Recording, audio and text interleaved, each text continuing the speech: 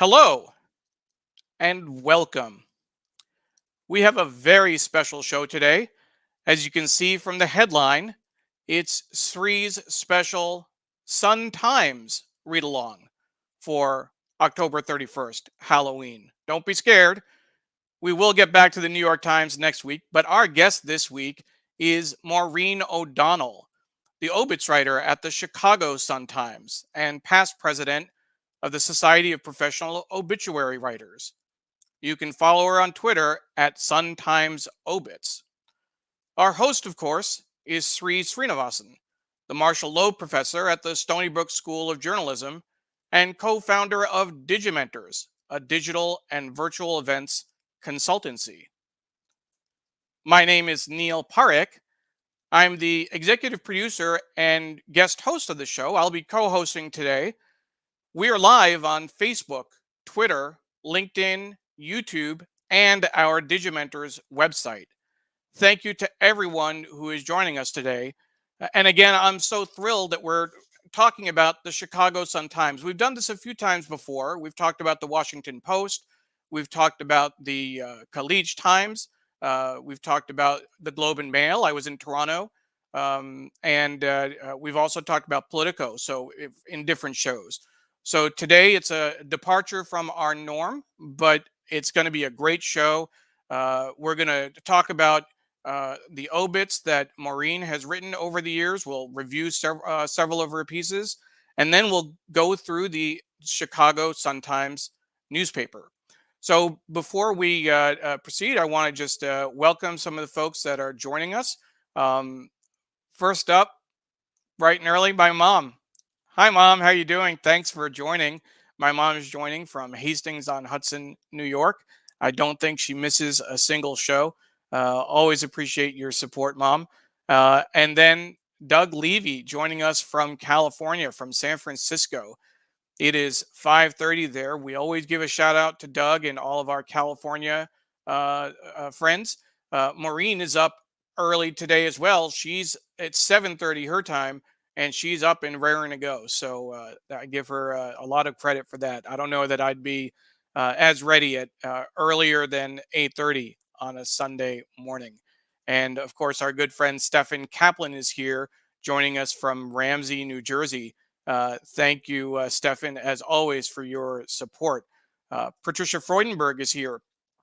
Patricia is watching from LinkedIn, and she's in New York. And we'll give a quick shout out to Patricia right from the get-go because we're focusing on obituaries. Patricia has a great app called Missugram, which is a great way to honor loved ones who have passed away. So check it out on iOS and Android, Missugram. Thank you, Patricia, for your support of the show. Our friend Carla Baranakis is here. She is one of the producers of the show. Everything is legal in New Jersey, as they say. And if for those of you remember, when Sree used to do the show with a camera outside his balcony, he'd point to Jersey and quote that phrase. So thank you, Carla.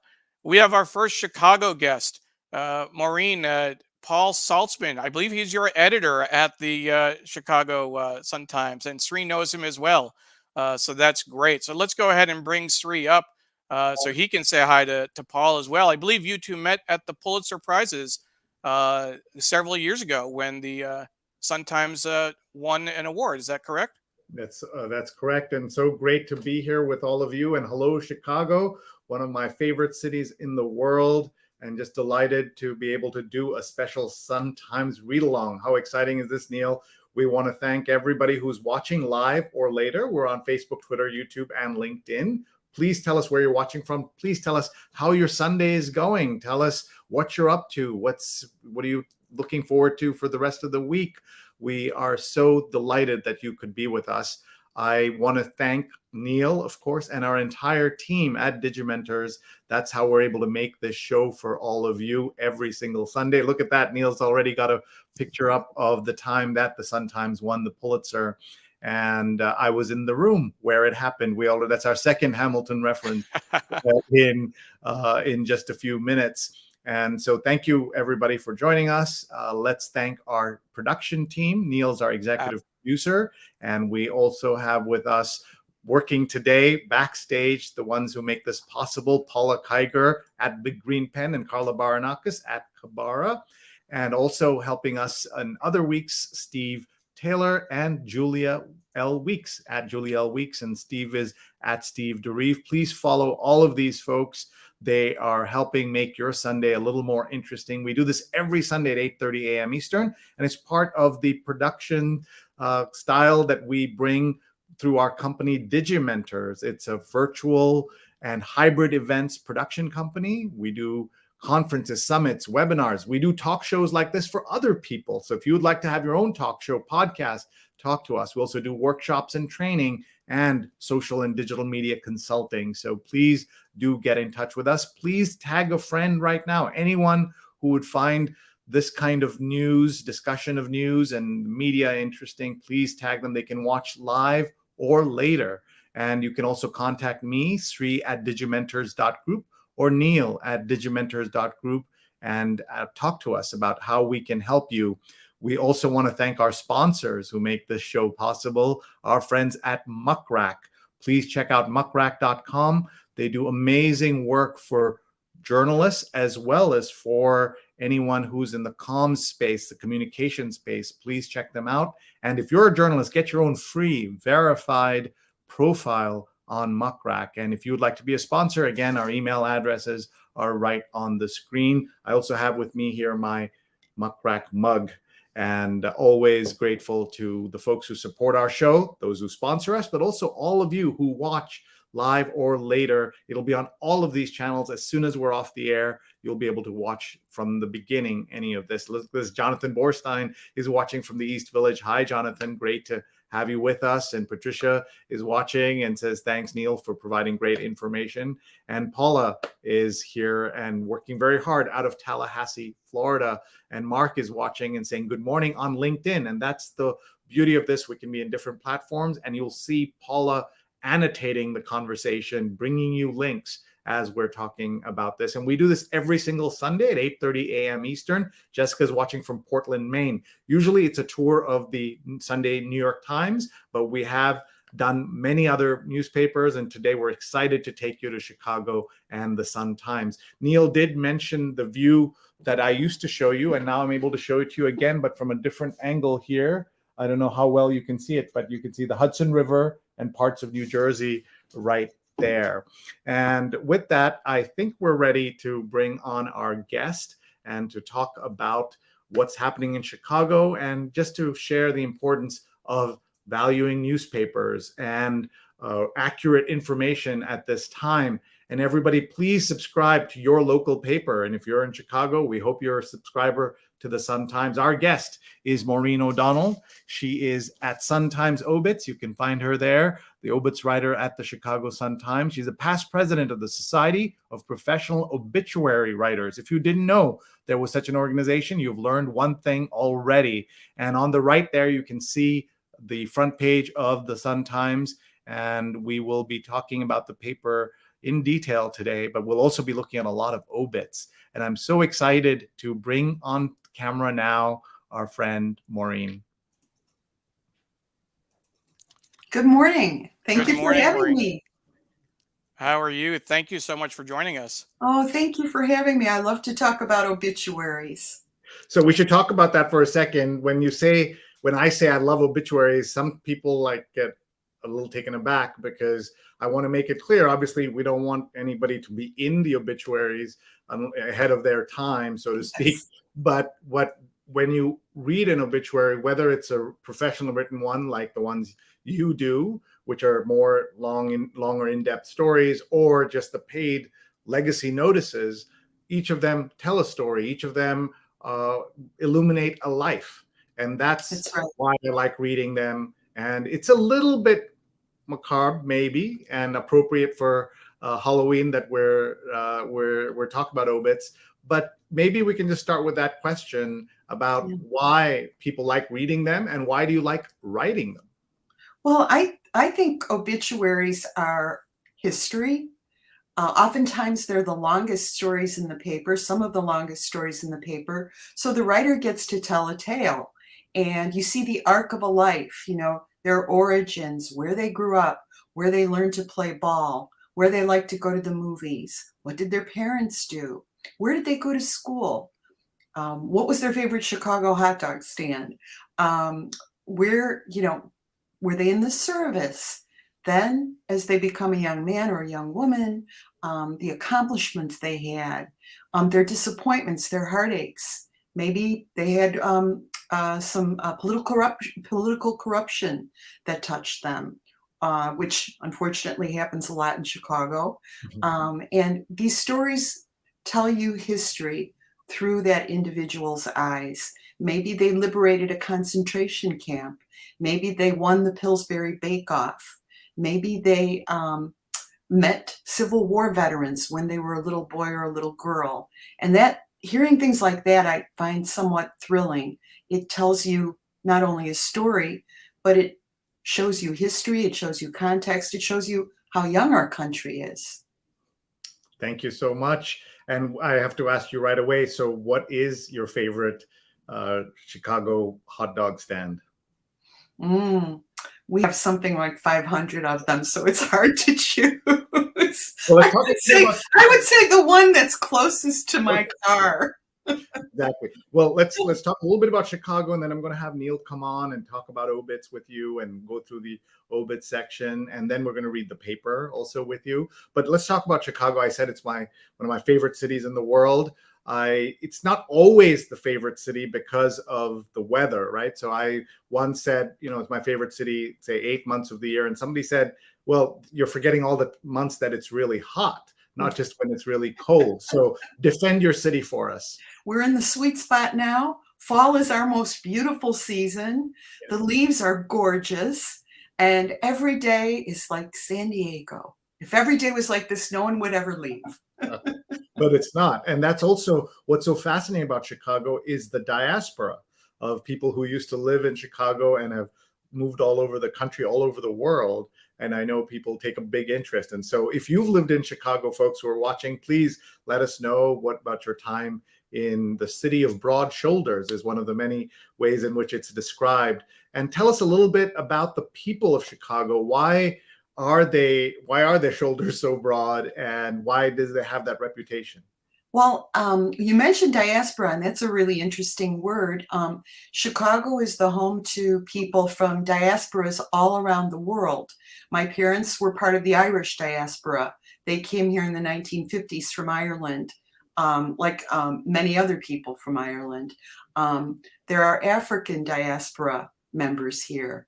There are members of refugees from wars. There are people trying to have a better life for their families. And post-war, when my parents came to Chicago, the factories were humming here. It was said that if you couldn't get a job in Chicago, you weren't trying. And that was a well-known phrase at one time. And consequently, we are a city of immigrants, whether it's from Europe or Africa or Asia, or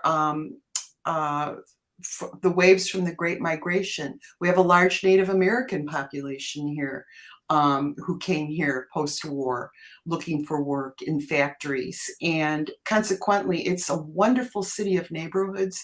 It truly is a patchwork quilt of people. And it's the city's strength. And I love telling these stories of people who come to Chicago, or whose children grow up in Chicago, or whose grandchildren grow up here and overcome adversity or invent Lemonheads candy. We are looking at some comments coming in. Miriam says, I love Chicago. My parents lived for many years in Oak Park. I visited often, and I wrote book reviews and interviews for Henry Kissor. Oh, yes, one of my colleagues. Oh, nice. Yeah. Yeah. And Doug is watching, as we said, from California, and he's at SF Doug on Twitter. You all should follow him. And Doug says, I'm part of that diaspora. I lived in Chicago just in time to cover Harold Washington's successful campaign to become mayor. And I covered it as a young reporter. It was so exciting. There you go. You might have crossed paths there also. And Jonathan says that when my grandmother left Vilnius, she went to Chicago, but after 2 years went to Boston. We'll forgive her for that. It's been said we have more Lithuanians here than are in Vilnius, more Poles than are in Warsaw. Yeah, the Polish part, you know, when we were going through all the folks there, we didn't mention the Poles, but there's so much Poland and Polish influence in Chicago, and that's really cool. All right, folks, if you've just joined us, that's our friend Maureen O'Donnell with the Chicago Sun-Times. She's an obituary writer there. She's a former president of the Society of Professional Obituary Writers. And we are talking about the Sun-Times. We're talking about Chicago and the news and the importance of supporting local newspapers everywhere that we can. So if you are living in a town where there is a local newspaper, which we can't take for granted everywhere, right, Maureen? Please subscribe. Please pay for, if not the print, at least the online edition. And I know that the Sun-Times has a paywall as it adapts to the new world of the business realities, and their paywall is a way of bringing in revenue to offset, of course, how newspapers are doing in general. A word from you about the business and how it's going?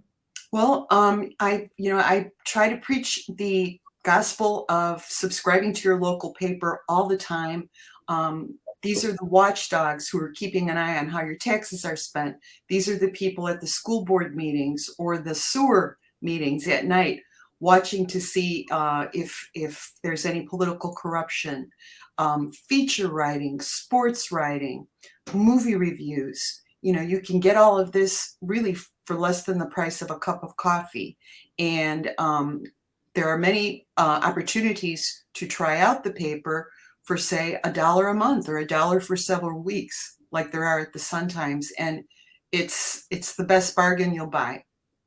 Thank you. Great ad for every newspaper, but of course also for the Sun-Times. So I think we're ready to bring our friend Neil Parekh on to talk about the paper with you, specifically the Obits, and then we'll talk about the general news in just a bit. So everyone, please tag a friend, please share your stories about Chicago, and anybody who isn't awake right now, they can watch as soon as you tag them. When they wake up, they'll see the video and we'll be able to watch on Facebook, Twitter, YouTube, and on LinkedIn. Thank you very much, and welcome, Maureen. Thank you. Thank you very much. Thank you, Sree. Before you go, I just want to acknowledge on LinkedIn, Candy Merriweather is watching, saying hello to Maureen and Sree. Unfortunately, her name and picture didn't come through on LinkedIn, but I did a little checking and wanted to see who that was. So, Candy, thank you so much for joining us. Jessica was acknowledging the Arc of Life. Good morning, Arc of Life comment.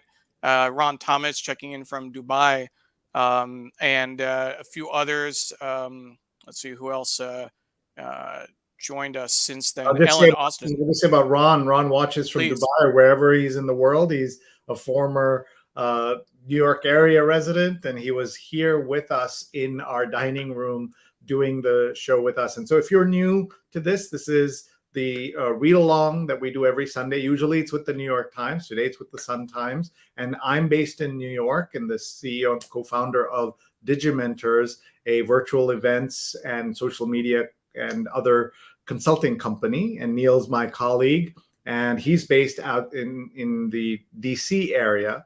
And here we have our guest from Chicago. So and we have people watching from around the world. Thank you all for being here. Tell us how your Sunday is going and tell us about your memories of Chicago.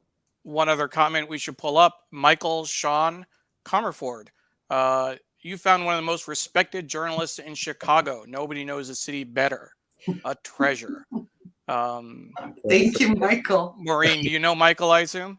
We know each other digitally, and he's a fine writer. He has a wonderful book out now about traveling with a carnival. Oh, wow. Okay. That's great. And Sree, you know him? He's in your...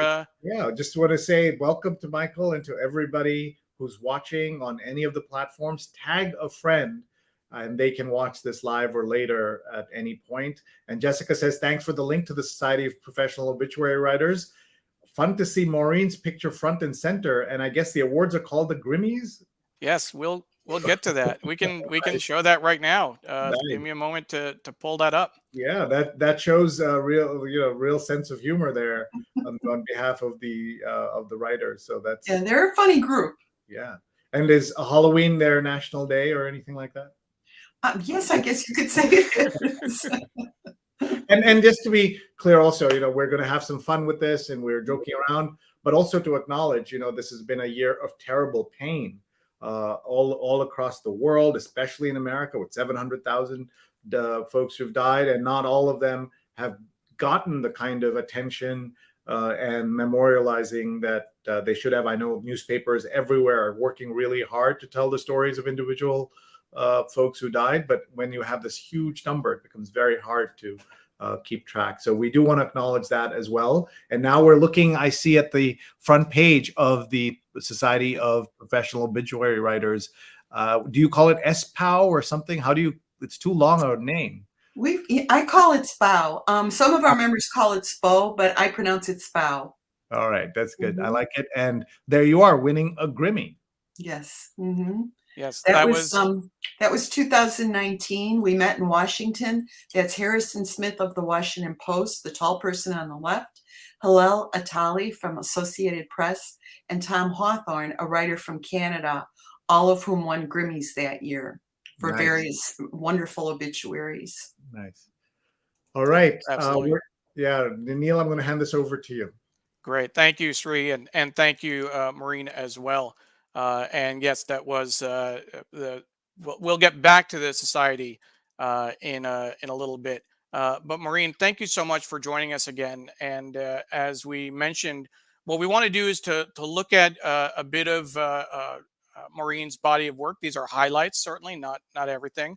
We'll get through as many as we can before we turn it back to Sree to look at the Sunday Chicago Sun-Times. So Maureen, we'll kick things off. The one of the obits that you wrote was for Ruth Marks. We can tell from the headline she sang backup for her son Richard Marks. What else can you tell us about her? Well, she came from very modest beginnings. She grew up in Ohio in a very large family, 8, 9, 10 children. At one point, after World War II, the housing shortage was so bad that her family, the Gildews, had to live in a tent on a river in a wooded area in Ohio while they waited for permanent housing. And I believe her mother used to cook outside on a grill.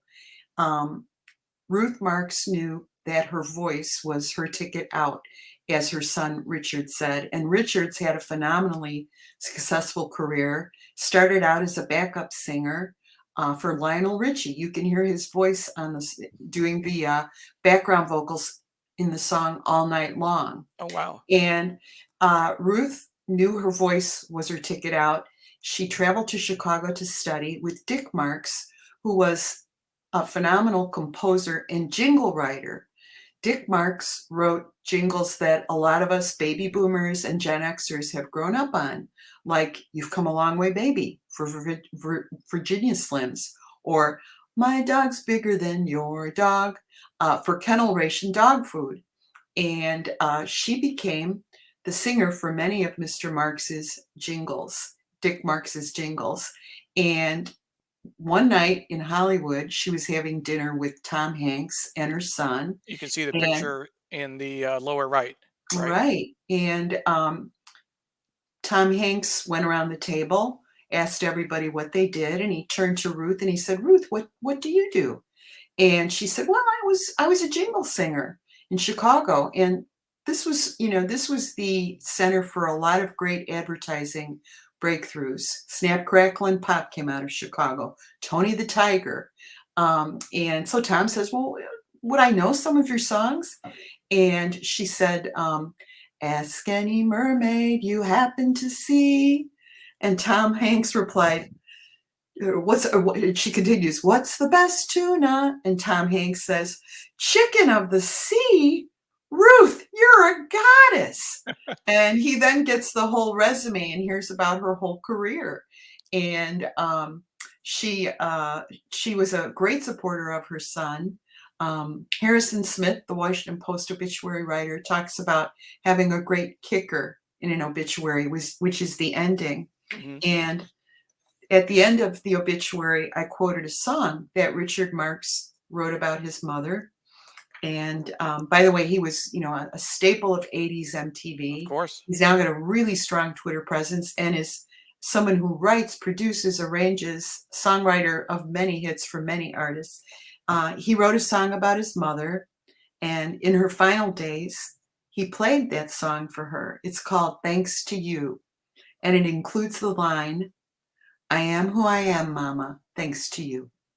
That's great. And there's our friend Jess Esch, a friend of mine from my United Way days, quoting Tom Hanks, Ruth, you're a goddess. Mhm. We also have Naomi joining us from the Upper West Side, saying hello.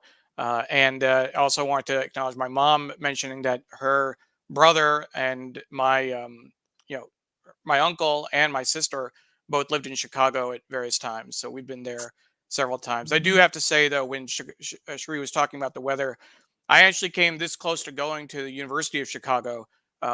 We can talk about pizza later. I can eat deep dish. I prefer New York style, as people know, but it was the cold weather that was just too much for me. I couldn't see myself going there.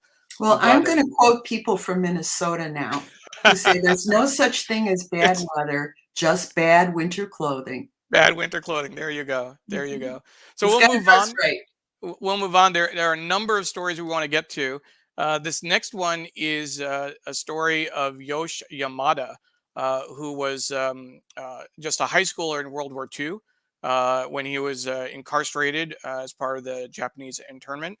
Um, he touched many lives after coming back from the war. Tell us about his story.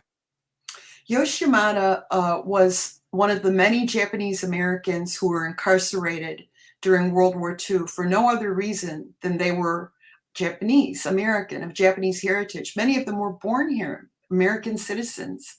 And the West Coast Japanese were ordered into camps in isolated, desolate, cold, dusty areas in the desert, the high desert in different states.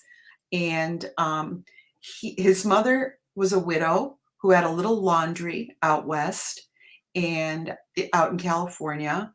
And I think she was given 3 days to organize her family and move them into a holding camp where they would be sent, where they were held before they were incarcerated. I believe it was a former stable and possibly a racetrack where they and other people about to be held in the camps could barely breathe from the smell of horse manure. He was then the Yamadas were then sent to Topaz internment camp in Utah, and they went to high school there. Yoshimata was a standout athlete at Topaz, like many of the other students, and it was a point of pride that even though they had no hurdles to jump over, they would jump over chairs. They had they didn't have equipment. They didn't have just the basics for sports. It was a point of pride to them that they frequently beat the farm boys from the surrounding lands, the Caucasian farm boys, many of whom outweighed them by 40 or 50 pounds. And many of these Japanese Americans, I've mentioned Chicago as a city of immigrants. Many of these Japanese Americans did not wind up returning to the American West because their farms had been taken. Some of their neighbors had stolen their livestock. There wasn't much for them to go back to. So Chicago had many jobs, and they many of them came here, settled around Wrigley Field, and Mr. Yamada went to the University of Wisconsin and became a PE coach. And he started working at Englewood High School in Chicago, which had a large Black population. And Mr. Yamada felt that the prejudice he experienced during World War II that wound up with his confinement helped him empathize with the black students he And, coached. and That they speaking, were. Mhm. sorry to interrupt. Speaking of the black students he coached, he had a very special connection to Jennifer Hudson's family, right? That's right, that's right. He turns the football team around. He's buying the kids, clothing, food. He was a coach counselor, and so much so that when singer Jennifer Hudson's lost her mother, her nephew, and her brother in a terrible tragedy some years ago, Coach Yamada sat with the family at the funeral because he had coached and counseled so many Hudsons at Englewood High School. And again, I'd like to read the kicker to the obituary Sure. about his students. He said, "It was enjoyable to work with the kids. They never discriminated against me."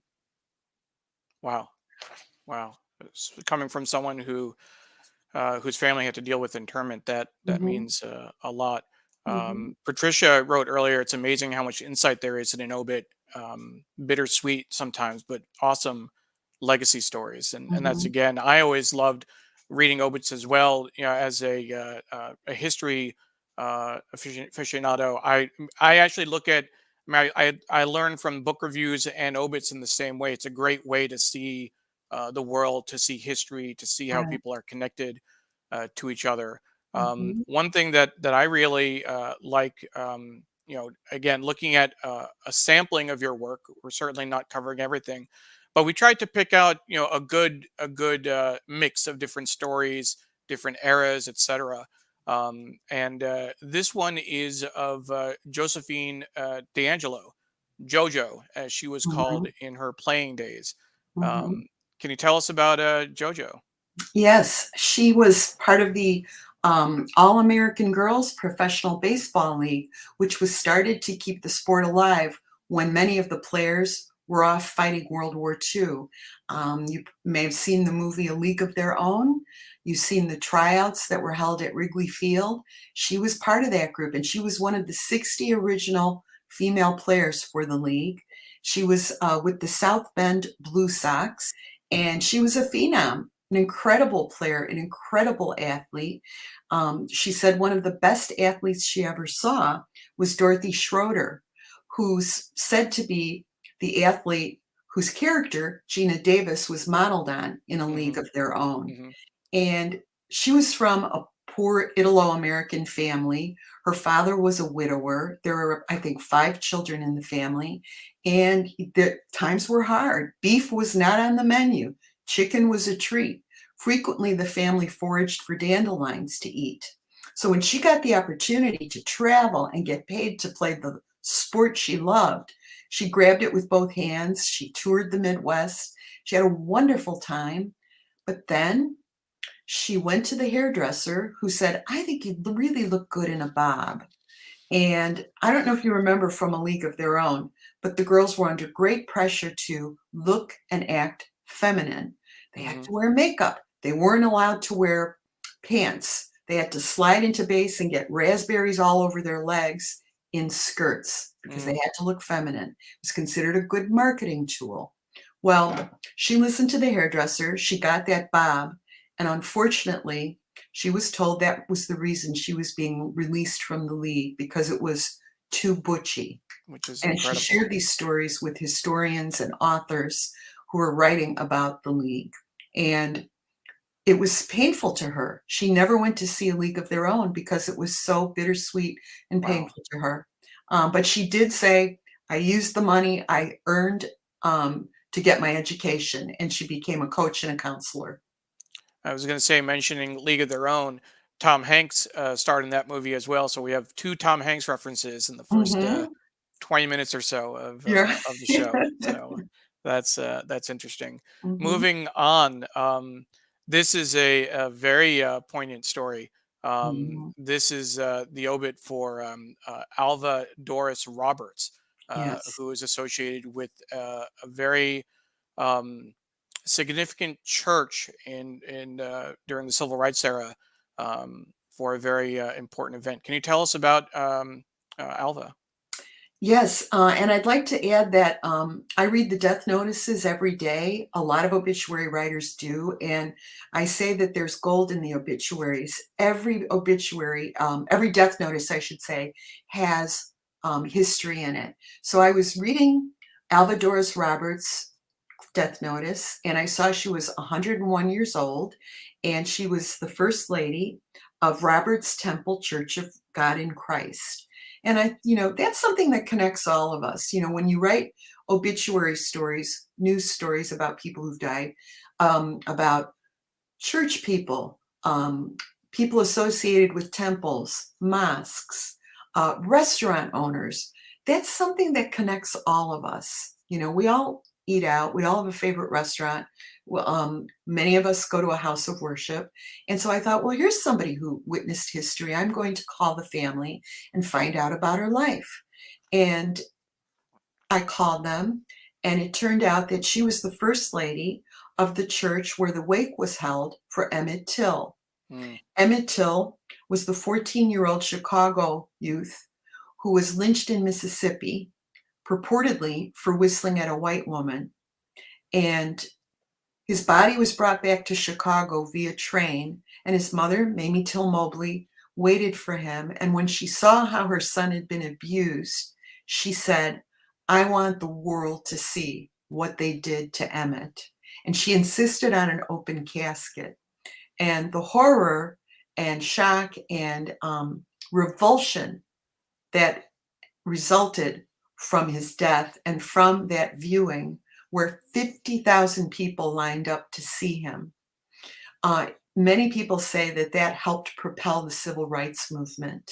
Yeah. And so here's Alva Doris Roberts, whose bishop husband waited at the train station for the train where Emmett's body was brought back to Chicago, who held Mrs. Mamie Till Mobley up when she collapsed.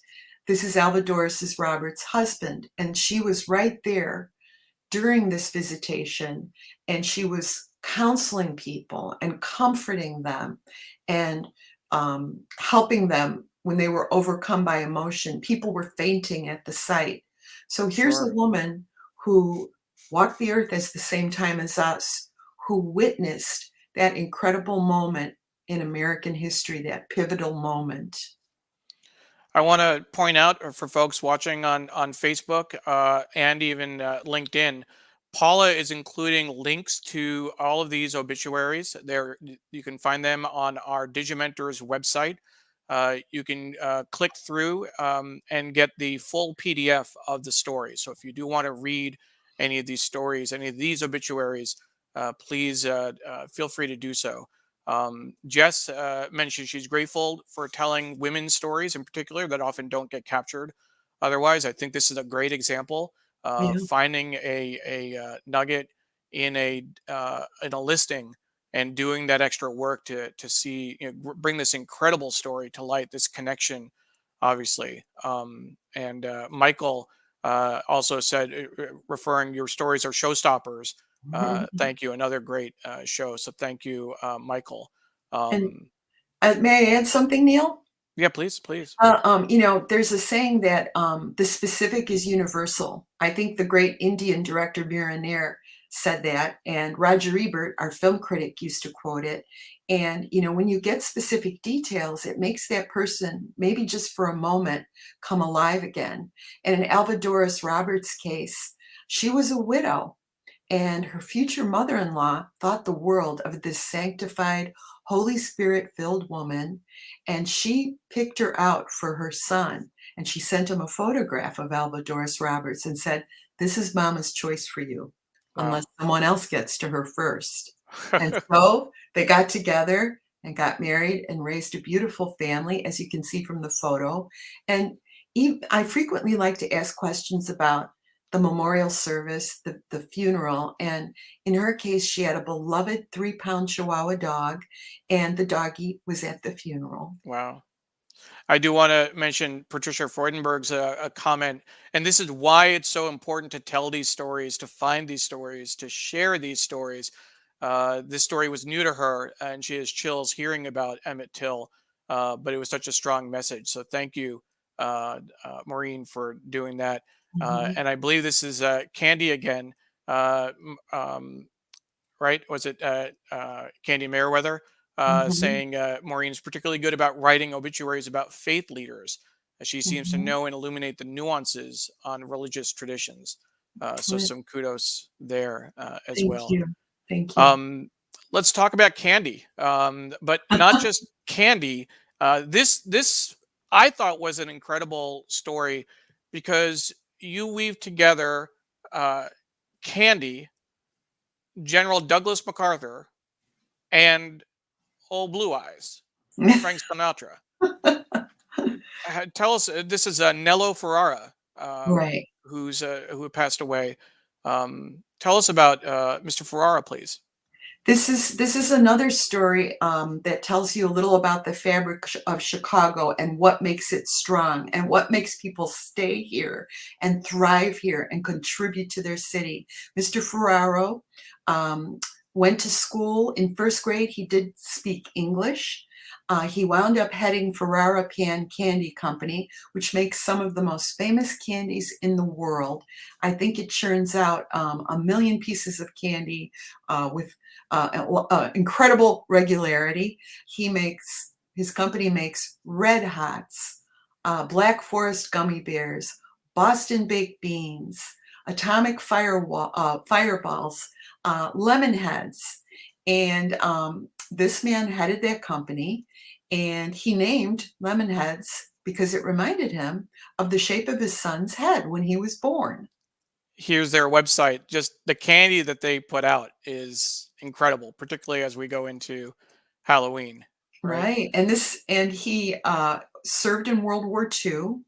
He was in post-war Japan, and his family said that's what inspired him to name atomic fireballs. He worked for a war crimes tribunal, and he frequently saw the Supreme Commander, the jut-jawed General Douglas MacArthur. And again, the fact that I'm talking to someone whose parent interacted with a historic figure like MacArthur is an honor and a thrill for me. And I think I've said this before. A lot of obituary writers are frustrated history teachers, and I asked, well, what was that like? And his son said, "Oh, you did what the general said, no questions asked." And he became very active with the Italian American community here. He was a big proponent of Villa Scalabrini, a retirement home for Italian Americans.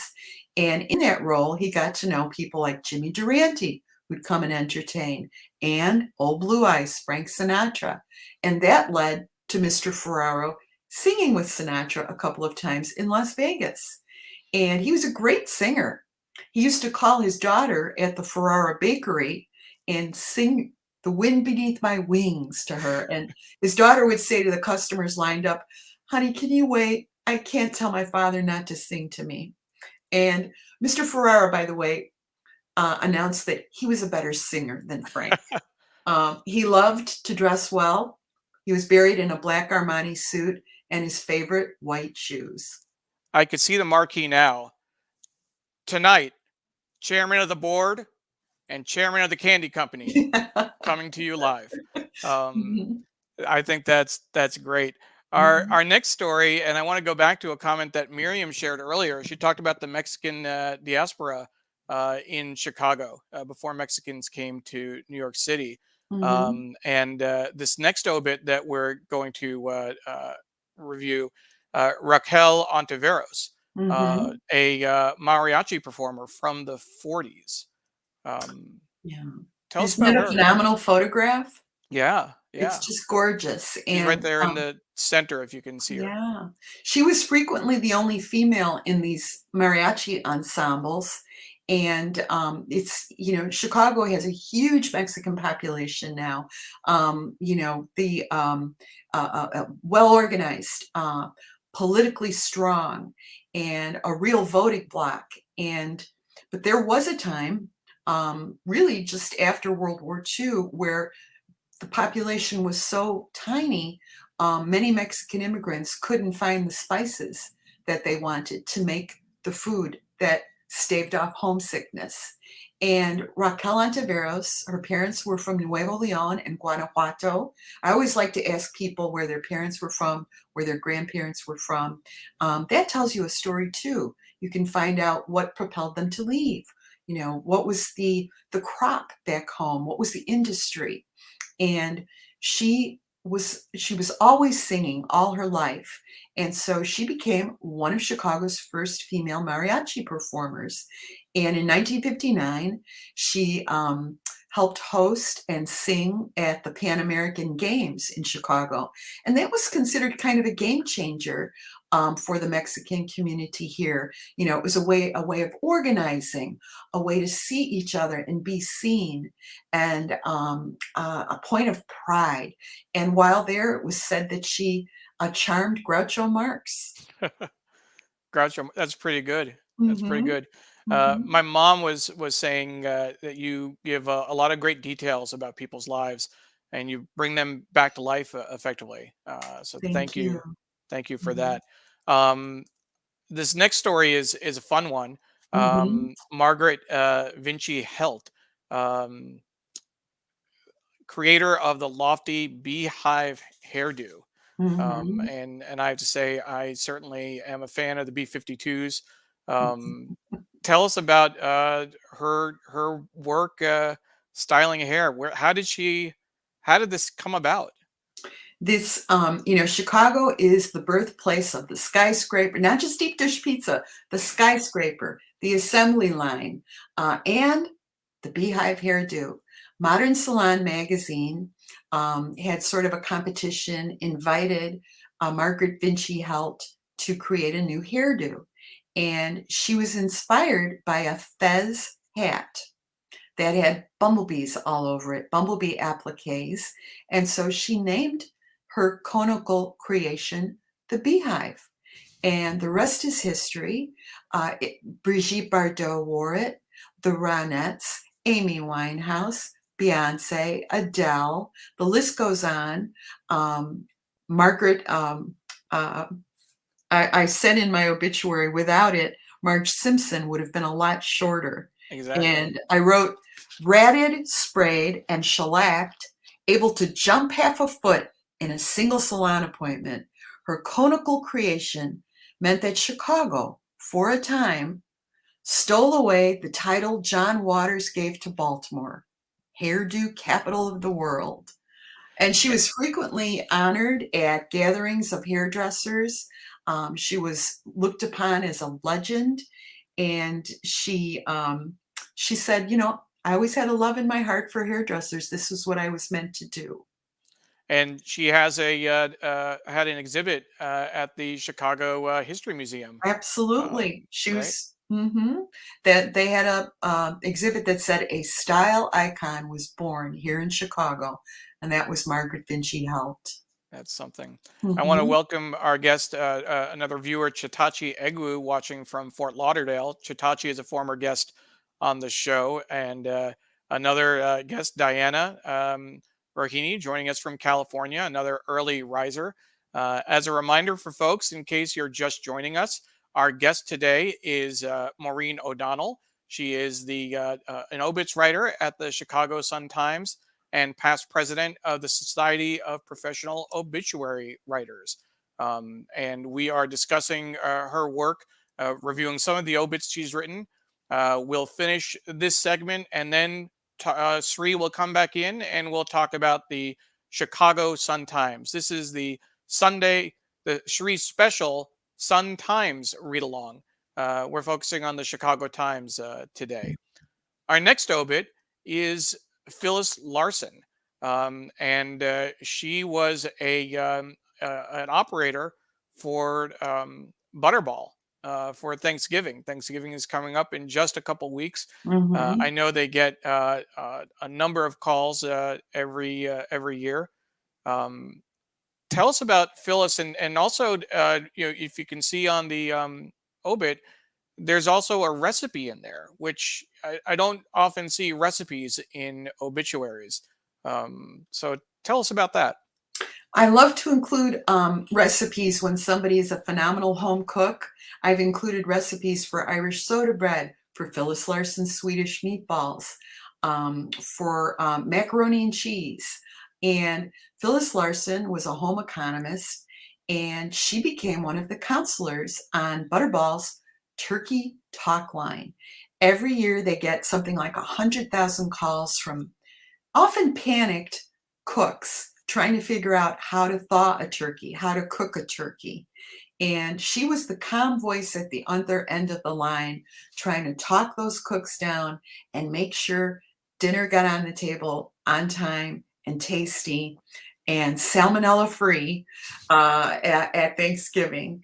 And I wrote that Phyllis Larson could help you choose, thaw, brine, stuff, marinate, inject, roast, grill, smoke, deep fry, or carve a turkey, and then tell you what to do with the leftovers. She got some very comical calls. One person called up one year and said, I don't know what's wrong. My turkey is cooked, but it's blue. Blue? Well, yeah, it turned out they had forgotten to take off the blue Butterball plastic cover. The wrapper. Before they put it into the stove. And she had to be the bearer of bad tidings sometimes. You know, people would take out a 25-pound turkey the morning of and then wonder why it wasn't fully thawed out a few hours later. And she'd have to say, you're going to have to go to the grocery store and get a fresh turkey if you want to feed guests. Right. Mm-hmm. Butterball, go ahead. And she, you know, again, Chicago being a place of many ethnicities, she was of Swedish heritage. And I love to put details in an obituary about the limpa bread she made and the cardamom coffee cake that she made. She was a great Swedish cook. Great. And Butterball's headquarters is actually in Naperville, Illinois. That's actually right. where my uncle lived for many years in Naperville. Yeah. So we used to go out there several times to visit. Never went to Butterball's headquarters, but we did visit Naperville at least. Here's another obit, and I recognize it from the headline, but it's not the image that I know her as. Della Reese, who is very well known to later generations, Touched by an Angel and other shows. Tell us about this, about her story. Right. She was the star of the long-running series Touched by an Angel. She was in many TV shows like Chico and the Man. And in 1969, she had her own talk show. And it's been said she was the first Black woman to have a talk show 15 years before Oprah did. And to the end of her career, she was busy acting. She was in the Barbershop movie, one of the Barbershop movies. But before she was known for acting, she was a chanteuse. She was a sellout. She was a chanteuse, a torch singer, a ballad singer, and a jazz singer. And she would sell out nightclubs like Mr. Kelly's in Chicago's nightclub heyday. And Ramsey Lewis, the great jazz artist, the creator of the hit The In Crowd, Ramsey Lewis said there was no one who sounded like her. He said people would be lined up when she would sing at our nightclubs. And he said she was like Dinah Washington or Ella Fitzgerald. She sang one or two notes and you knew it was Della, a one-of-a-kind, unique voice. But she started out singing in gospel. And Chicago is the birthplace of gospel. And she was mentored by the queen of gospel, Mahalia Jackson. She would tour with Mahalia, and Mahalia would let this teenage, beautiful singer have solos. And Della said in many interviews that at the time, young teenage girl, she was kind of boy crazy, and the boys liked her. And being on the road, there was a dizzying, it was just dizzying, all the attention. And she loved the boys and, thought, oh, I want them to catch me, as she put it. Well, that wasn't going to happen. The hawk-eyed Mahalia Jackson made sure of that. She was a strong chaperone. So Mahalia went from gospel to jazz to theatrical and TV and movie stardom, but never lost that unique voice. That's great. And you mentioned her Mhm. talk show. She was based in Chicago, I assume, right? I thought it was Or out no? west. You know, she Was that I West? yeah, I think so. Well, I was just going to connect because Oprah is from Chicago, if I'm not mistaken. Correct or no? She made Her her, start first real renown here. I believe she's from Tennessee, from the and South. she, was, started her TV career, in Baltimore, I believe, where she worked with Maria Shriver, Mhm, but mhm. her big breakthrough was here Correct. with her Something talk about the show. Chicago market, I think. Mhm. Patricia is saying that the sharing you're offering is so mindful and heartwarming, and really appreciates your attention to detail. Thank So you. again, thank you so much. And Doug Levy is pointing out that Oprah was a star in Baltimore as Mhm. well. Mhm. Um, so we have just a couple more that I want to get through before we turn it back over to Sree. This is a important obit. Alvin Elton. Um, to me, when I read it, he was more of I mean, he has a was competitive dart player, but more of an everyman character. Mhm. But as the headline points out, he died of coronavirus, and he was one of your first, or if not the first, COVID obituary that you Right. wrote. Is that Right. correct? That's right, and, that kind of stays with you. Yeah. He was a real Chicago guy. He was a great darts player. He was very popular in a lot of bars where he had his, he would win these dart contests. He, was a pipe fitter. He loved a good Italian beef sandwich and a Bud Light, a real regular guy. He also refused to acknowledge Chicago weather. That's a particular kind of Chicago personality, city of broad shoulders. He would be found maybe 300 days a year in shorts and a Hawaiian shirt. And he took ill, and it was incredibly tragic. His wife had to say goodbye to him, dressed in 2 or 3 layers of protective clothing. Um, but before that, this was a life where he touched a lot of people, and his parents met in Chicago at the American Indian Center here. Mm, They too came to Chicago to create new lives for themselves, find new opportunities. He was very proud of his roots in 2 different Sioux tribes. mhm. He would go to South Dakota in the summers to spend time with his family on the reservation. He went to powwows here, and when he went to the Museum of the American Indian in Washington, he was thrilled to find the flags of both his mother and father's tribes. And, you know, he he touched a lot of people, and he's missed at dart competitions all the time. Yeah, that was the Rosebud Sioux tribe, and I may not pronounce this correctly, but the Sisseton Wapitan Oyate Mhm. tribe, Yeah. and definitely want to honor that and appreciate that. Um, we're There's gonna. Sorry, oh, can I add one thing? go The ahead. there's a great obituary writer in New Orleans, John Pope, and John talks about finding the rosebud moment in a reference. This is playing off that word in a reference to the movie Citizen Kane, where you're Sure. trying to unlock a person's personality and find out why are they different from anyone else. And so you're always looking for the unique details, like he loved Italian beef sandwiches and he was so proud of his culture. Absolutely. Our next obit, and there are just a few more that I want to cover. Um, Rose Shore, and as you can see, even from the pictures that were included, several pictures in this obit, but she brought together Martin Luther King, Roger Daltrey, Elvis Presley, presidents. Um, she was a microphone maven. Mhm. Tell us about Rose. She brought together every president since Franklin Delano Roosevelt.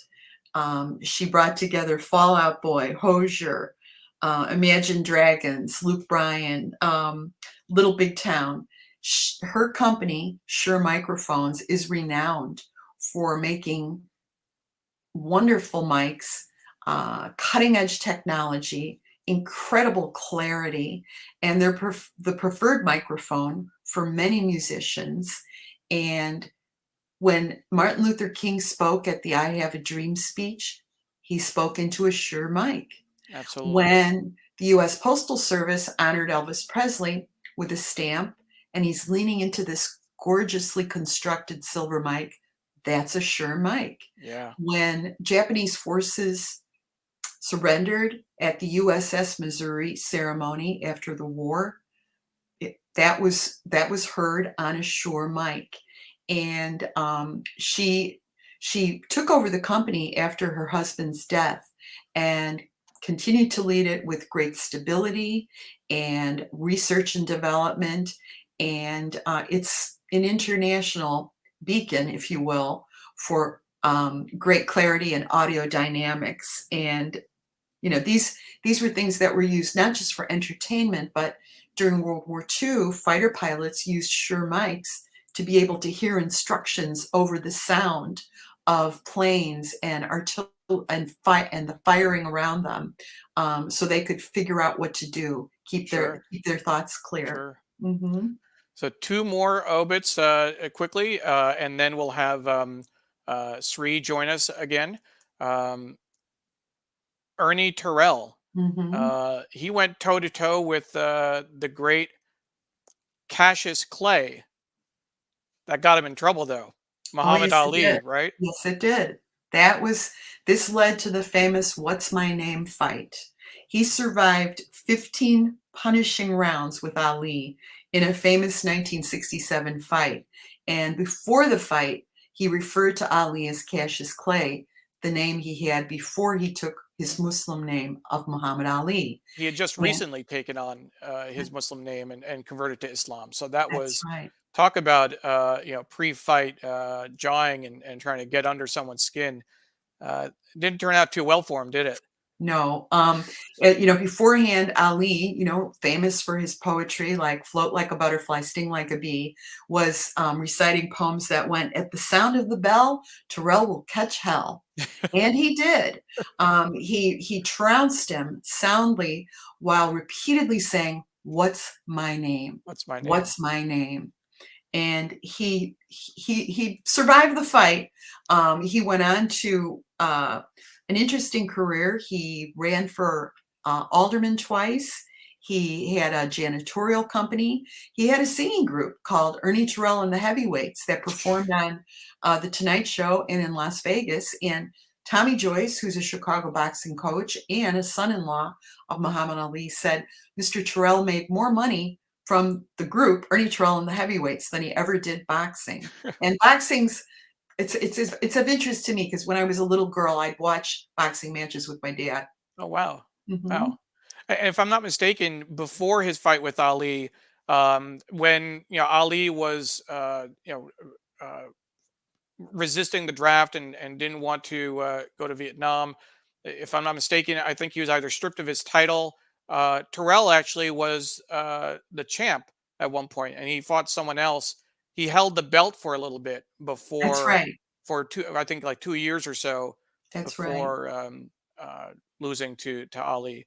And Um, I love these little details that you find out, the peripheral details. His sister Jean Terrell, took over as the lead singer of the Supremes when Diana Ross left. oh And wow, they had a number of hits like Floyd Joy, and other hits under Jean Terrell. wow. Mhm. So here's one last obit. Again, all of these are on our website. And Paula Kiger has been sharing links directly to each of the obits as we've been covering them. But if you go to our Digimentors website, you'll see the full gallery that we've set up. Um, John Prine was another casualty of COVID.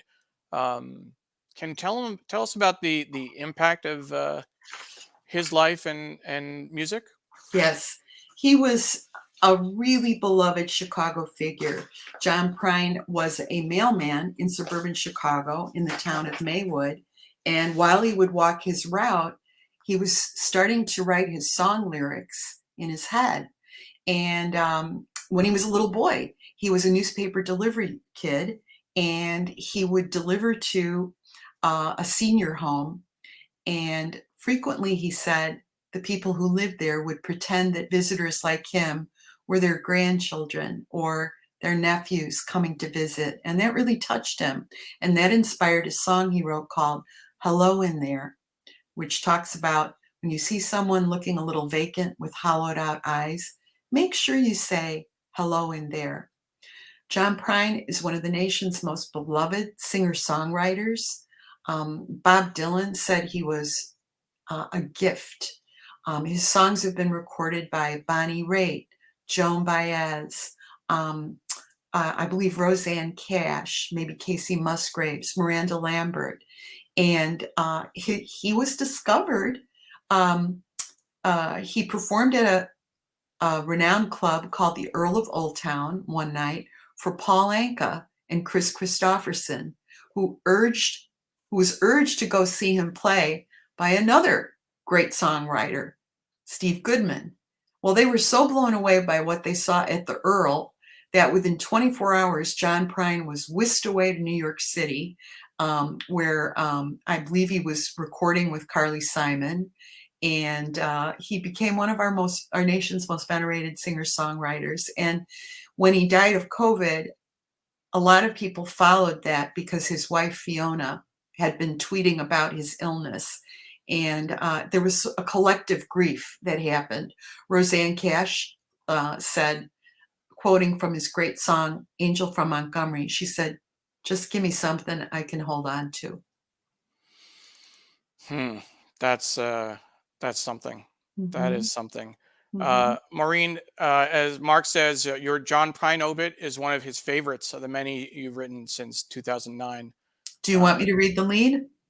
Please. I said John Prine's lyrics were like Edward Hopper paintings.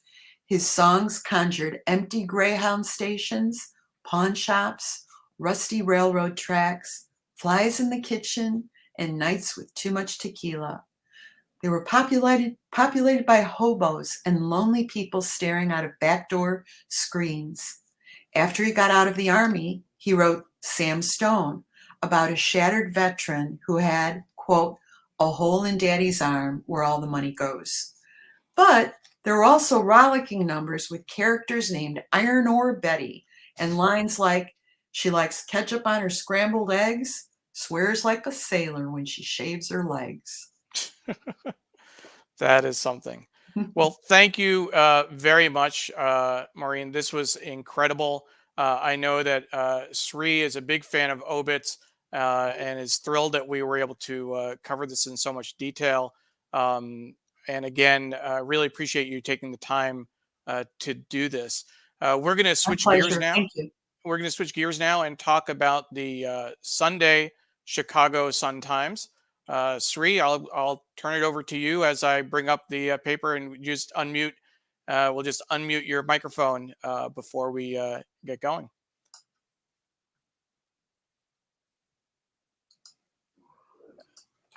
Sree's having a little audio issue on his end, so we'll see what we can do to unmute.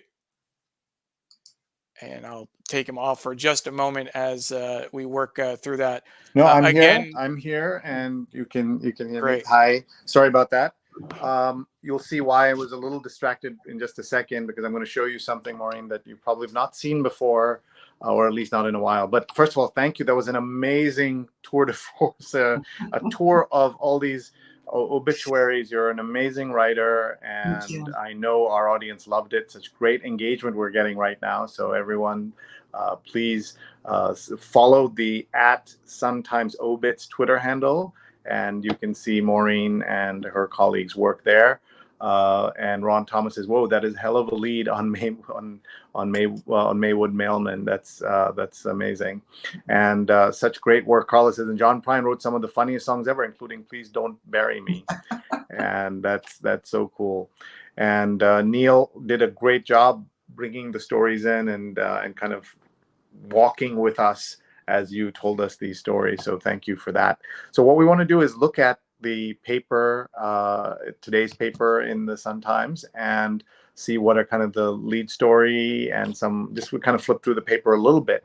So tell us what's on the front page, and as whenever we've had a sports writer or an obituary writer or somebody who specializes within the paper, they always say that they're not responsible for what's in the rest of the paper. So I'm sure you'll have that disclaimer as well. Right. The lead stories, we're known for our headlines, our pithy headlines. For example, when William Shatner went up in space recently, I believe the headline said, "To oldly go." It was a play on the Star Trek.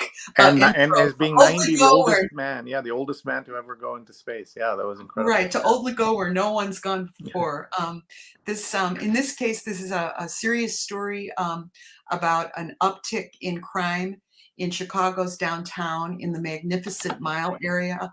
It's for decades been a center of high-priced shopping, entertainment, close proximity to the beautiful lakefront, and the statistics are showing an uptick in many crimes, and merchants, of course, are worried about it. I believe one was quoted saying, "Are we going to have to wear Kevlar vests?" So it's a complex situation with a lot of different factors involved, but it is a big topic of conversation here. And elected officials, police, residents, the city at large are discussing what's happening and its potential impact on the city's reputation. So I want to talk about two aspects of that, if I could, very quickly. One is just to tell everyone, this is like Times Square, or even more. It's like a combination of like Madison Avenue and Times Square. So to have a 200% rise in shootings and other activities like that is not good for Chicago's reputation. But if we can just take a step back, it seems like for a decade now, we've been reading about the terrible shootings and deaths in Chicago. And what is if you can, in 30 seconds, kind of analyze that for us, and what can be done. You've got a new mayor in the last couple of years. You've got new leadership in the police department. All of that. Why does it seem like things are so bad in Chicago? Obviously I'm an obituary writer. I don't cover crime. I'm not covering the police department. That said, I think, there has been an uptick in crime. However, if you look at the bigger picture, certainly this is nothing to, all slayings, all murders, all shootings, all crime, preying on weaker people is a terrible thing. But Chicago statistically has been shown to be safer in a lot of ways than many smaller cities. And it's, as I said, it's a complex subject that needs attention and needs addressing and a multi-pronged approach. But it's hard to wrap up in 30 seconds, Sree. But it is something that I think is it's become a bit of a talk show topic. That what about Chicago? We hear that in Chicago a lot, but there are a lot of problems in other cities as well. Yeah, and we don't want to obviously negate the seriousness of all of this that's going on. Let's flip through a few more pages. In racially divisive Chicago ward, remap fight, something's got to give with deadline nearing. I guess that's a common, I'm just going to go in a little closer so people can see, and that's a political writer there, Mark Brown. And by the way, feel free to jump in and talk about any of your colleagues or anyone else that we should know about. Thank you. I certainly will. Mark Brown is a columnist for the Chicago Sun-Times with deep, deep knowledge of politics. He's got sources built up over decades, and politics is fascinating. It's like it's a competition, it's a horse race, and as different ethnic populations ebb and flow, the ward lines get redrawn, and there's talk of gerrymandering, and it's all about power, isn't it? Yes, always. Mm-hmm. That's always the case. Yeah. Let's look at a couple of more pages. We'll go through Look of Horror, Sneed on Sunday. So tell us about your colleague, Michael Sneed. Columnist Mike Sneed has covered everything from Jim Jones and the Jonestown Massacre to Chicago politics, to the British royal family. And in this case, she's writing about John Wayne Gacy. John Wayne Gacy was a serial killer here who killed approximately 33 young boys and men, many of whom he picked up while hitchhiking. He looked for victims who frequently were homeless and needed help.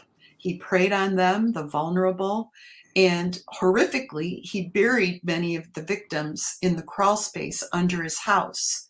And there are several of his victims who were never identified, but thanks to developments in DNA, one was identified last week, allaying reawakening the grief of his family, but also giving them answers that they'd waited for since, I think, 1975. And again, this was because of advances in DNA and the work of the Cook County Sheriff's Office. Thank you. I look forward to reading more of Michael's work. Let's keep going.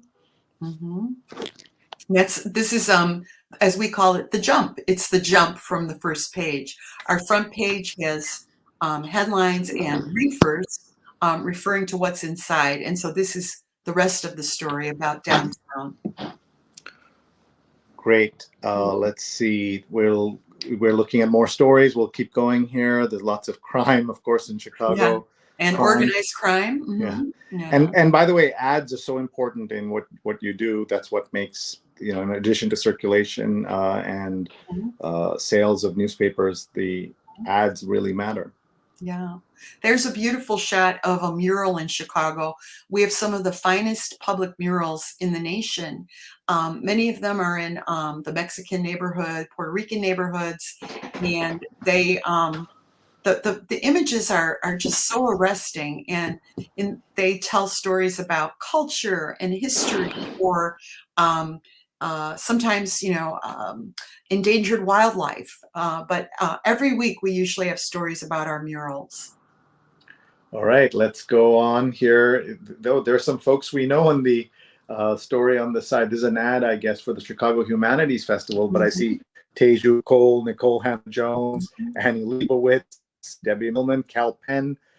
They're all speaking at the Chicago Humanities Festival. That sounds great. Report woman convicted in all suitcase murder plans to return to Chicago. Let's keep going. Let's see. How does the dirty work at this who does the dirty work at this school? So we talked about, the importance of janitors. And that's a story about privatization. That's a story about what happens when you do privatization. And does it mean that then your children are in filthy schools because the regular janitors have been let go? And I've seen this slug, the watchdogs, both on the front page and in here. So is that part of a series that the paper does?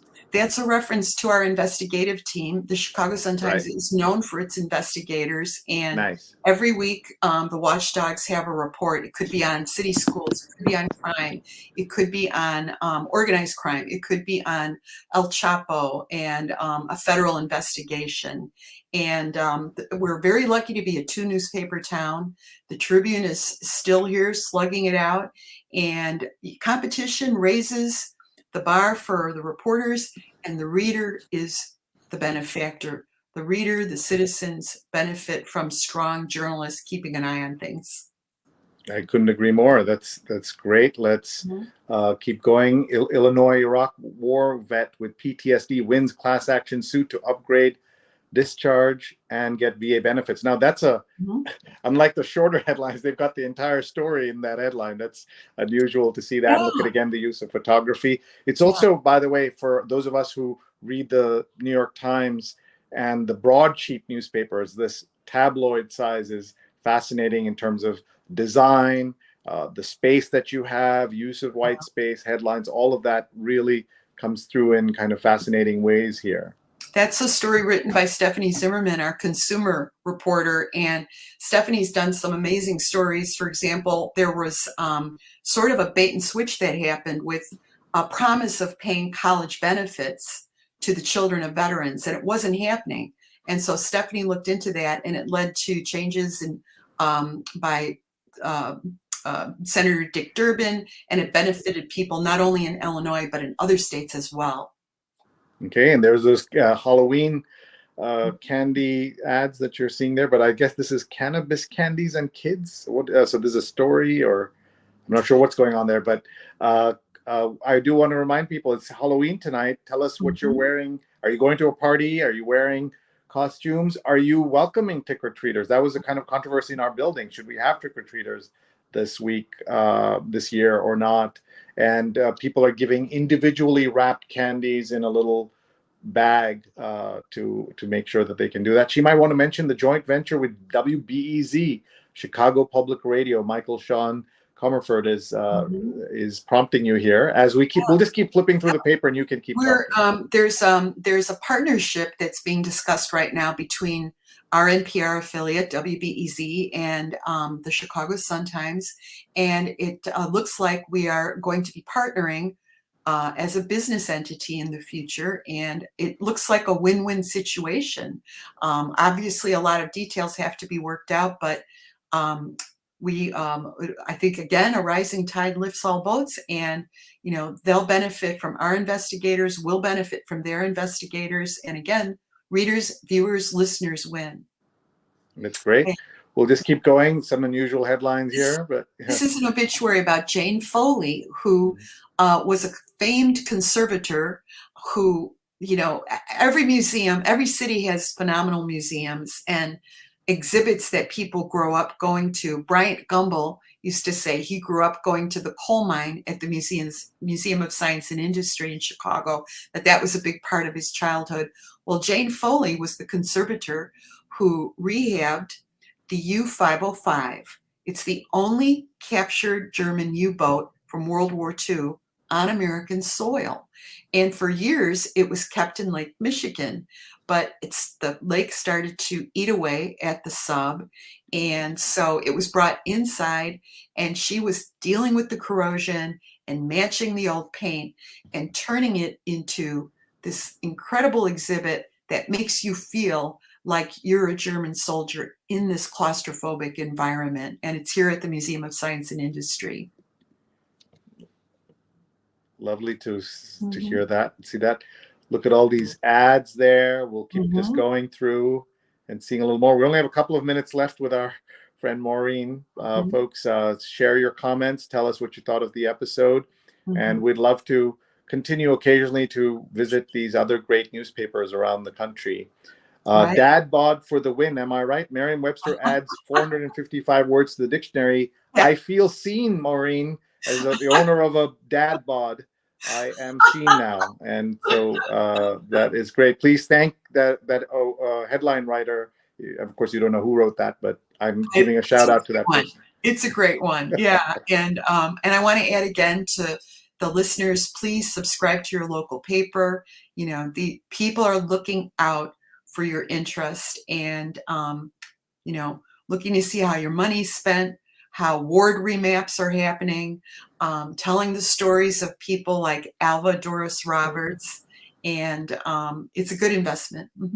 And Sudha says, great show. She is a little biased, and she's Neil's mom, but hello, Sudha. Thank you so much for being here and being such a great supporter of the show. Civil rights pioneer wants 1955 arrest record expunged. We are in support of that. And just more and more stories. Starbucks who pays to at least $15 next year as it faces labor shortage. Let's see some more stories as we go through here. There's so much. I'm admiring my own paper's layout and color.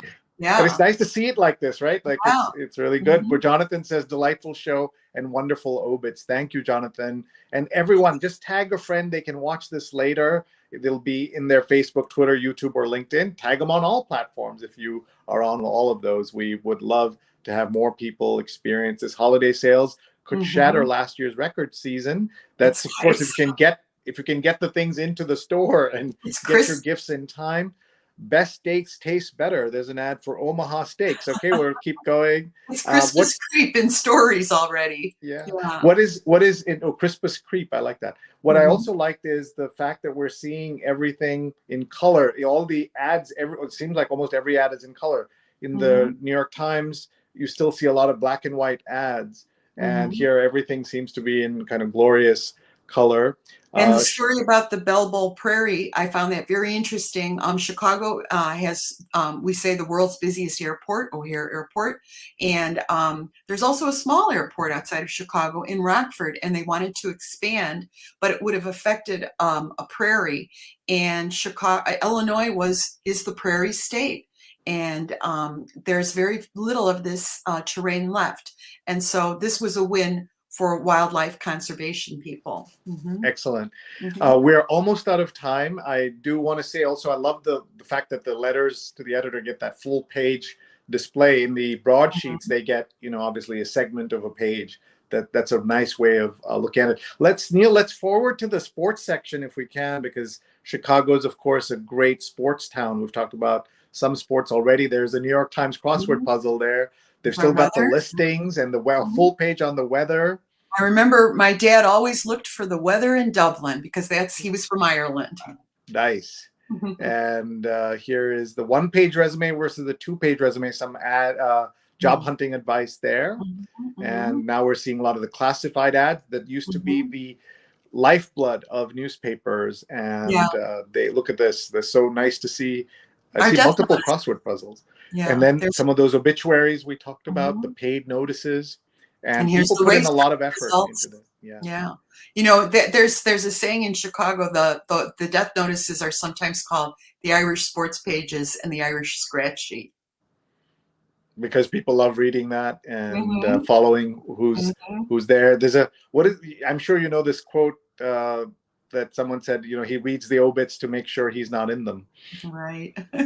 And here's the Chicago Bears are having renewed interest because they've not had a good quarterback in decades, and there's a lot of hope that Justin Fields will be great.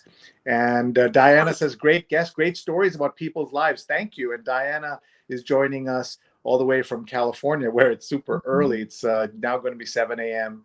and here's more sports stuff. And I heard that the Bears might be leaving legendary Soldier Field to a suburb. Yes, they're planning, Arlington Heights Racetrack was a place that, drew many of my relatives for decades. And unfortunately, horse racing is not as popular as it was because of casinos and online betting. And so the thinking is that the Bears will move to the Arlington Heights Racetrack. It would take a lot of money and a lot of refurbishing. And the city is still talking to Bears officials to convince them to stay. But it's going to be interesting to see how this shakes out. There's, I think a lot depends on if your team is winning or not, doesn't it? Yeah, it really does. Now, before you go, I wanted to do something about Chicago. As I said, I love Chicago so much. I thought about wearing my Cubs t-shirt and driving Neil crazy. He's a Yankees fan, so he may not have survived that. We needed him for the show. So instead, I'm going to show you my very special Chicago artifact memorabilia that I have. And it's very unusual, and it's sort of connected with the kind of work you do. And it's from a newspaper that doesn't exist in Chicago anymore. But it's part of my love of newspapers, and you probably guessed it. It's the Chicago Daily News, which went out of business, right, in 1978. That's right. And and so what I'm going to do is I'm going to show you something that you may not have seen. So Neil's going to put that on camera once I turn on my camera. There we go. So this is a leather-bound keepsake of the coverage of the assassination of President Kennedy. in the Wow. Chicago Daily News. Wow. And we're just going to flip through this. You can see this is very brittle, as you can imagine. And here's the front page. Wow. That was a great paper. That's I grew up reading Mike Royko in that paper. Yeah. And here you see they used a pencil to look. It looks like a photograph, right? But it looks like there's a pencil. They touched it. They had touched up Jackie Kennedy there a little bit, but it is a photograph. Yeah. It's not a. I can The see whole that. thing's not a pencil. But they used an arrow. Neil, why don't you come in as well, and we'll hear your thoughts. You're seeing this for the first time, and this is 7 cents. The newspaper was on the 22nd. Absolutely. And so this must be the evening edition, right? That's because he was shot on the 22nd itself. So this is that day's paper. And Chitachi says, wow. And when I open it, it starts falling apart. It's so painful to see this. Wow. But Kennedy killed by sniper in Texas, lives 30 minutes after bullet pierces head. Assassin flees. So this is before they had caught him. They did catch him here. Here, suspected assassin believed to be ex-Marine, recently resident of Russia. So, and Jack Ruby, the man who shot Oswald, is buried here in Chicago. I believe in the same cemetery as Mike Todd, who I think was the second husband of Liz Taylor. Oh, wow. And then look at this. Johnson, new president of the United States, is on page 3. This is the only circumstance under which that would be page 3, the new president, right? Like, that's stunning. Wow. And you could get a Petrocelli suit for $95. I love looking at those old ads. It's time travel. Yeah, it really is. Neil, we should do a read-along of just this paper. Yeah. Miriam says she wrote for the Chicago Daily News before writing for the Times. Nice. The Sun Times, rather. And Henry Kisora was book editor there first. And Henry's written a lot of books himself. One about the California Zephyr train, which is at the Museum of Science and Industry. Yeah, look, you could get diamonds for $66. Oh my goodness. And I see stores that don't exist anymore. Right. Yeah. Of course, Marshall Field, Benson. It's now Macy's. Yeah, now Macy's. Yeah. Look at this colossal clearance. Look at the ads. So many ads. Great. Sree, you were holding out on us. Yeah. I didn't even know where this was. Rupa said, I know where it is. And so there's Motorola, a great Chicago employer and company. That was Motorola created, I believe, the first mobile phones, aka the brick phone, the one that weighed about 5 pounds. And there's the Oral-B, still a brand that exists in Walgreen drugstores. No apostrophe S. Walgreen. The Motorola connection. My sister and brother-in-law moved to Chicago when he went to work for Motorola for a bit. Oh, sure. So yeah. And Doug is saying now we can get Frango mitts anywhere, not just in Chicago. Oh, those are dangerous. I can't have them in the house. They're so delicious. And folks, look at this. The cartoonist was taking on Kennedy's Texas tour, which was controversial in some ways. And look at this. The cartoon still ran, of course, and they didn't know that Kennedy was assassinated when they ran. Cattle. Yeah. Oh, and which date? Sree, is this the issue? Which is this all one issue, or is this? There's all one issue on that Friday. I don't know what's in, and then we have Monday's paper here as well. So we'll just quickly look at Saturday that editorial column. The criminals are winning. To the left, that's right. They're complaining of the rise of the price of the haircut from $225 from whatever it was to $225. You don't have to worry about that, Sree. No, exactly. I do not worry about that. Here's a TV, $449. By the way, that's still the price of a modern, excellent TV you can get for that price. Right. And look, you can trade in your black and white for an RCA Victor color. And then this was The World Mourns. So this is the next day's paper. Oops, sorry. I don't know all the damage I'm doing here, but this is the next day's paper, and it says, "Go forth, Christian soul. The world mourns. Ex-defector charged with assassination. 65 killed in nursing home fire." Look how big that headline is. I'm surprised. Yeah, me too. Obviously, 65 in Ohio, which is close to Chicago. That's why they have it that big. Right. But look at this. Ron Thomas, wow, this show every week we raise the bar. Thank you, Ron. There's a long comment I want to bring in from Michael talking about the Chicago newspapers, and I'll just move myself to the bottom so we can read it. If you're mentioning the great Chicago newspaper traditions, don't forget the City News Bureau of Chicago, great writers and boot camp for beginners. And he goes, Mike Royko, Seymour Hirsch, among others, Kurt Vonnegut, and co-author of the play Front Page, which captured, and he cut and pasted the list, so it was long, but I wanted I'm to an honor alum that. of City News myself, and Vonnegut worked City News into one of his short stories talking about, I think he called it, the beastly rewrite woman who was eating a sandwich while taking dictation about a gory murder. Absolutely. And I would like to show something too. I'm Sure. a former president of the Society of Professional Obituary Writers. This is our logo, which is made to look like an old New England tombstone. And we're a collection of obituary writers from all across the nation, British Virgin Islands, Australia. And we're kind of a support system for each other, and we bounce things off each other. And, you know, with COVID, it's been a busy year for us, and it's been good to talk to like-minded souls. Absolutely. And we mentioned the Society of Professional Obit Writers earlier in the program. We'll show it again on the screen real Now, quick. Anyone who missed it, Now- please go back and watch our original. Right at the top, we talked about about Wow. I learned that's how it's pronounced. And Absolutely. it's Adam Bernstein of the Washington Post is now the head of it. We showed the Grimmies, the award you give out. This is their homepage, and they also have a conference called ObitCon. I guess that's a play on Comic-Con. That's right. What happens at ObitCon? Are you allowed to tell us what happens? Too much fun. No, I'd have to kill you. No, I'm kidding. But we talk about but the good news, Maureen, is if you killed one of us, you would write a great obit. So that's worth it. We talk about, you know, what makes a good obituary. Kay Powell of the Atlanta Journal-Constitution once told me, Maureen, don't ask a family, did they have a hobby? She said, because they might just answer no. She said, ask an open-ended question like, well, what did your mother like to do in her free time? And suddenly you might hear an answer like, well, she raised boxer dogs her whole life. She had 9 boxer dogs, and all of them were named Patsy.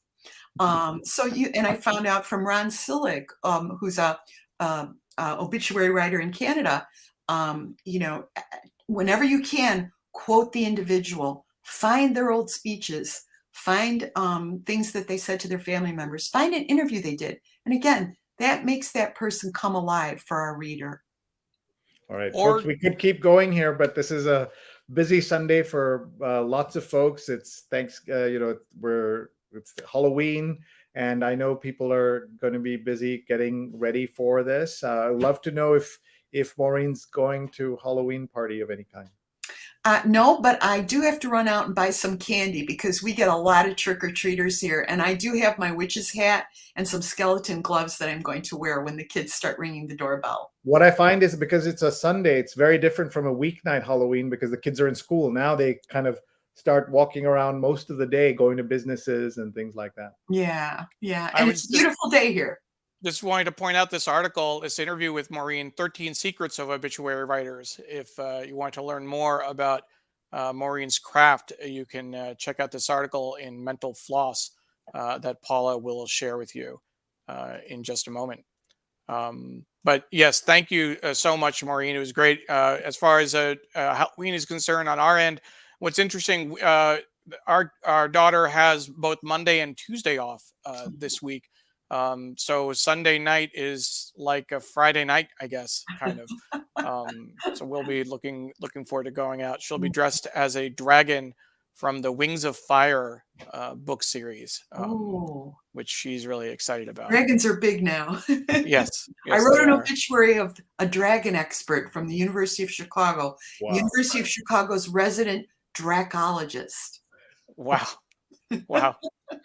Does he compete? Does he compete with the unicornologist in how they look at the world? All right, folks, we've got to say we're going to come back to Maureen in just a minute. We're going to do a little bit of housekeeping, Maureen. Before we go, want to give you a chance to give us some final thoughts about your work and any message around the idea of supporting newspapers that you can give us one more time. Mhm. And so we'll come back to you in just a minute, if you could just stand by.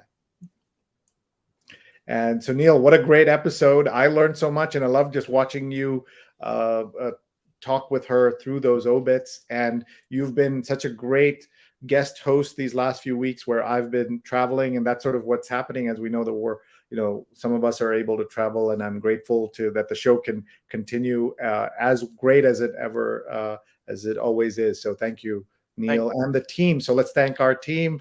Absolutely. With Neil, we have our friends, Paula Kiger, Carla Baranaka, Steve Taylor, and Julia Weeks. And Carla is such a great supporter of the show, and she does a great newsletter that everybody should look at. And you can subscribe to The Local Connection, where you get ideas on how to turn national, international stories into story ideas, and you get pro tips for local reporters.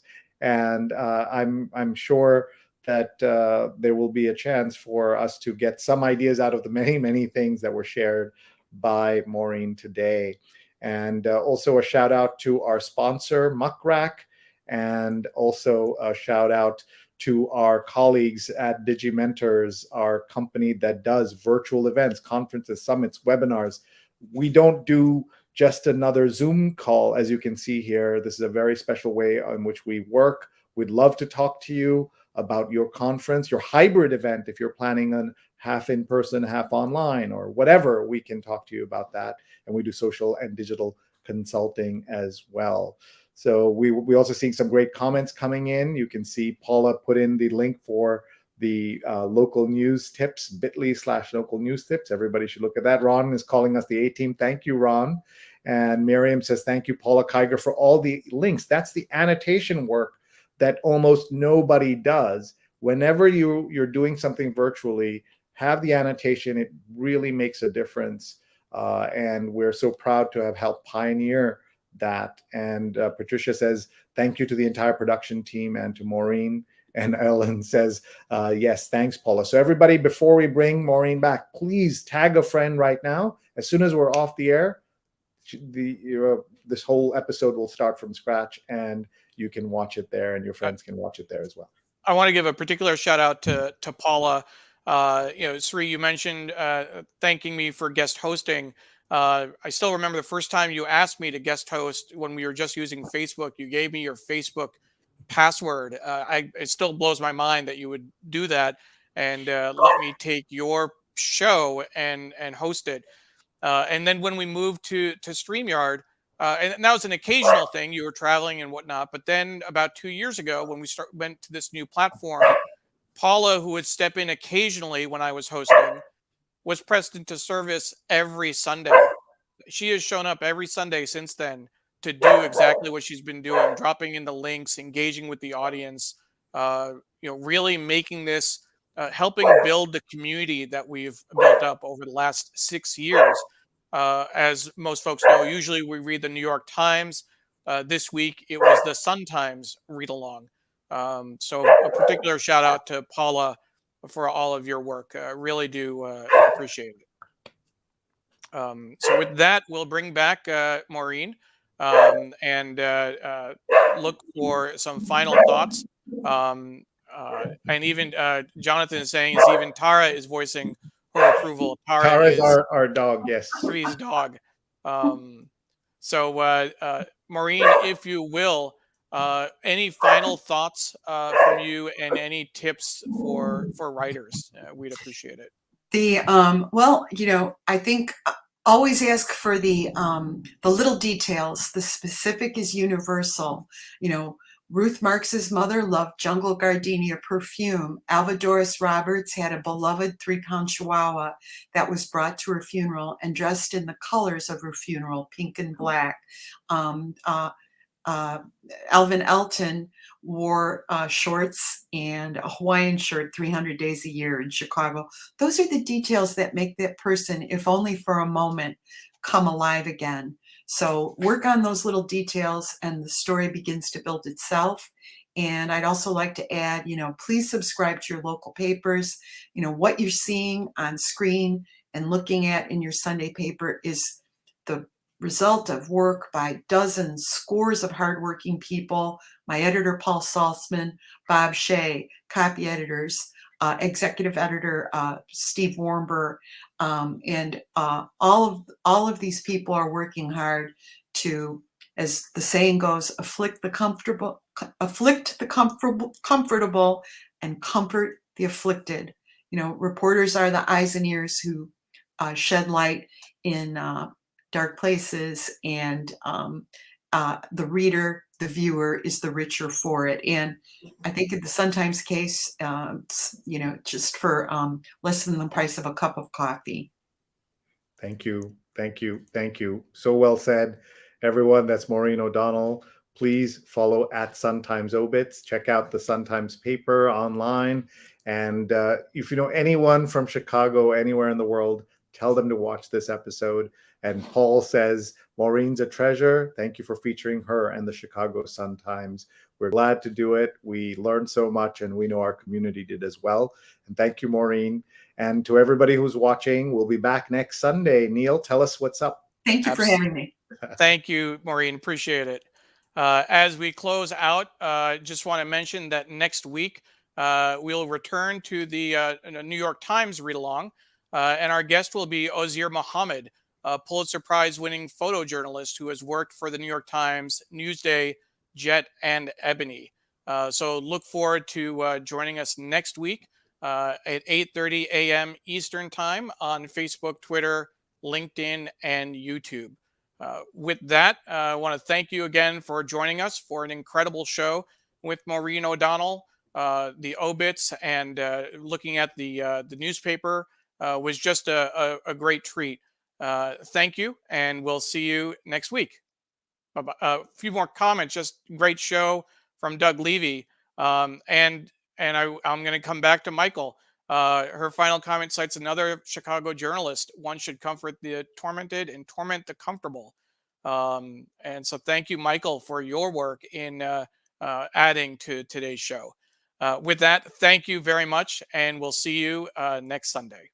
Bye-bye.